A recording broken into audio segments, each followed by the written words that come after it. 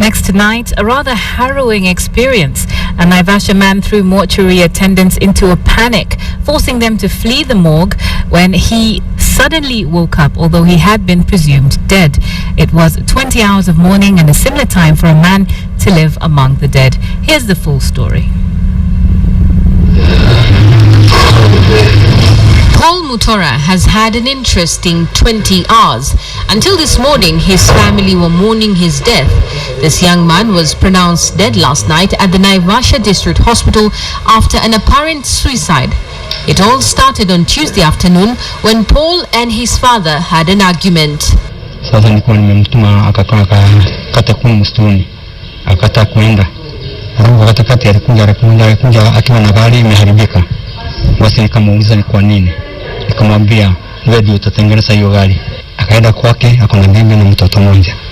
Akaenda kwake akachukua dawa, akaniambia sasa baba, mimi nitakunywa, nitakuacha tu ukiwa mgonjwa. Nikamwambia hapana kunywa. Akaniambia nitakunywa. Sio hii. Alafu akafunua na akakunywa. The 24-year-old was then rushed to the Naivasha District Hospital in critical condition. Doctors at the hospital quickly put him on drugs that are given to patients who have taken poisonous substances. The effect of atropine sometimes can be to slow the heart rate, and sometimes it can cause, or most of the time it causes dilatation of the pupils. These two observations are what are used to make a conclusion that somebody has lost their life. Hours later, Paul rose from the dead and started calling for help. Several mortuary attendants took to their heels, while others were brave enough to remove him and take him back to the ward as operations at the hospital came to a standstill. Dawa nilikuwa nakunywa juu yake ati nimekosana.